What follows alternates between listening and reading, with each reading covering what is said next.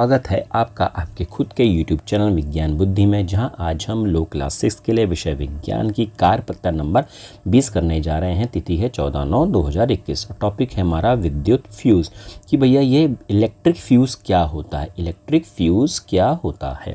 अच्छा जी, अच्छा इसको समझने के लिए हम कुछ इसको एग्जाम्पल लेके अगर सेट करें।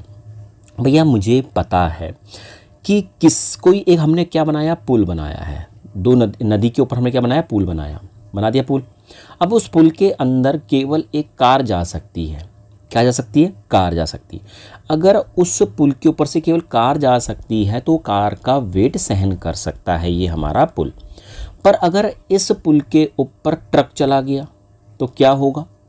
तो यह पुल बीच में से टूट सकता है। टूट सकता है क्या? टूट जाएगा, क्योंकि वो उतना भार नहीं उठा सकता, क्योंकि इस पुल के लिए केवल कार का वेट ही सहन करने लायक ताकत है। पर जैसे ट्रक चलाया तो ट्रक के भार से ये पुल टूट गया। क्लियर हो गया? तो ये टॉपिक हमको, ये है कॉन्सेप्ट हमको जरा ध्यान में रखना है।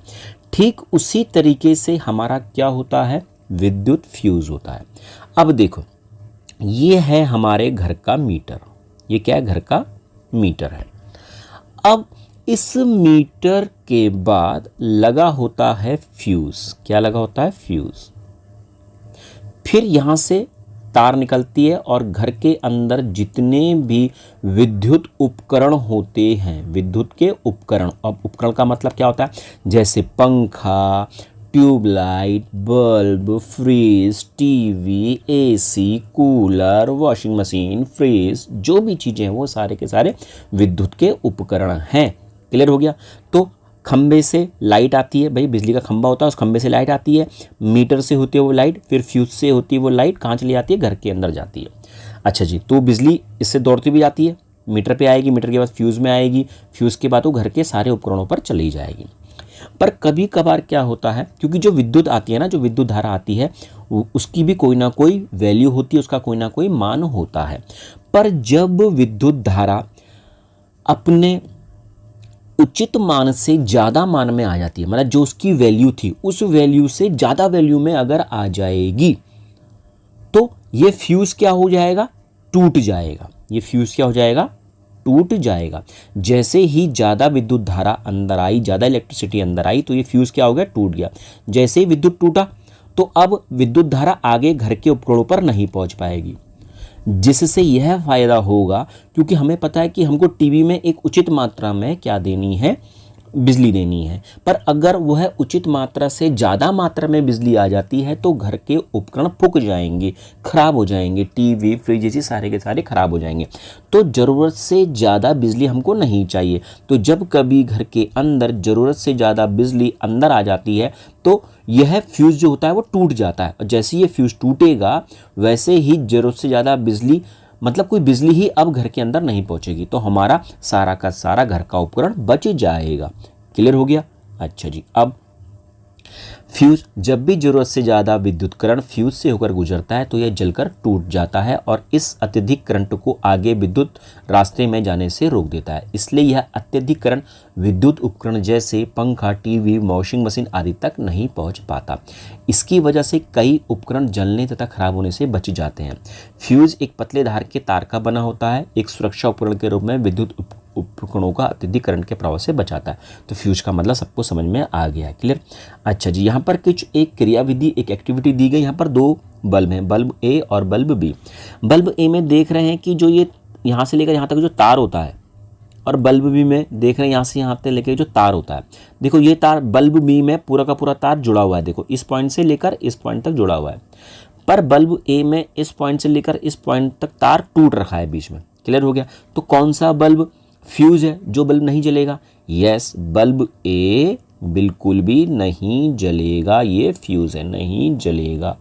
ये क्या है? फ्यूज बल्ब है। क्या है ये? फ्यूज्ड बल्ब है। क्लियर हो गया? क्यों? क्योंकि अभी फ्यूज बल्ब क्यों है?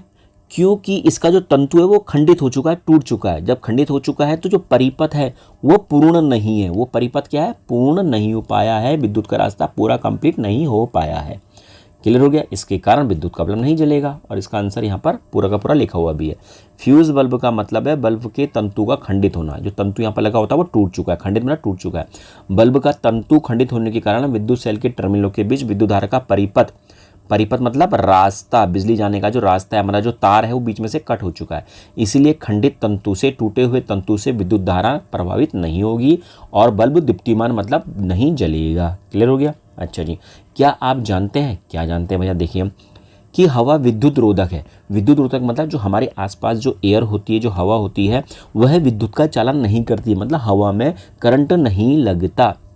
अगर गलती से भी हवा विद्युत चालक होती, मतलब हवा में इलेक्ट्रिसिटी बह जाती, तो पूरी एयर के अंदर करंट ही करंट होता और वह करंट की वजह से हम लोग भी, हमें भी करंट लगता और शायद हम ऊपर वाले को प्यारे भी हो जाते। क्लियर हो गया। तो कुछ चीज़ प्रकृति ने बड़ी अच्छी बनाई है कि जो एयर है मतलब हवा है वो है विद्युत की चालक नहीं है। अगर है ना तो खतरनाक स्थिति हो जाती है चीज़। अच्छा जी, इसके अलावा कह रहा है निम्नलिखित का सही मिलान कीजिए। भैया स्विच, स्विच क्या होता है? स्विच की वजह से बल्ब जल भी सकता है, नहीं भी जल सकता है ना। तो इसका आंसर कौन सा हो गया? ये है 6 वाला। कौन सा वाला हो गया? 6 वाला। क्योंकि एक सरल युक्ति एक ऐसी मशीन जो विद्युत परिपथ को जोड़ या तोड़ सकती है, जिसे स्विच ऑन और स्विच ऑफ हो सकता है। क्लियर हो गया। दूसरा फिलामेंट, फिलामेंट क्या होता है? फिलामेंट कहाँ होता है? फिलामेंट मतलब तंतु जिसे बोलते हैं, और यह कहाँ होता है? बल्ब में होता है। तो बी का आंसर कहाँ है? 5 हुआ। विद्युत धारा के प्रवाह से दीप्तिमान हो जाता है। फिलामेंट में जब विद्युत धारा आती है तो दीप्तिमान हो जाता है, बल्ब जल जाता है। क्लियर हो गया। नेक्स्ट तीसरा विद्युत रोधक, विद्युत रोधक जिसके अंदर से बिजली नहीं जा पाती है, तो ये चौथा हो गया, अपने अंदर से विद्युत धारा को प्रभावित नहीं होने देता। क्लियर हो गया। फिर आपका क्या आ गया? आपका आ गया बैटरी। बैटरी क्या होती है? बैटरी सेल का समूह होता है, होता नहीं होता? ए है, 1 है इसका। अच्छा जी, अब विद्युत चालक क्या है? विद्युत चालक वो होते हैं जो अपने आप में से इलेक्ट्रिसिटी को जाने देते हैं। ये तो बताया ना आपको। तो विद्युत चालक का आंसर क्या हो गया? तीसरा। फिर बचा क्या? सेल बचा। सेल कौन सा वाला हो गया भैया? अब यार ये भी मुझे बताना पड़ेगा। तो सेल कौन सा हो गया? दूसरा। वह उपकरण जो रासायनिक ऊर्जा को विद्युत ऊर्जा में बदलता है। बस हो गया पहले का आंसर तो। अच्छा जी, इसको उतारो आप। अच्छा, अब देखो दूसरा क्वेश्चन कह रहा है निम्नलिखित के चित्र बनाओ। सेल का चित्र कैसा होता है भैया? देखो सेल का चित्र बताया था मैंने आपको, ये था नहीं था? ये सेल का चित्र था।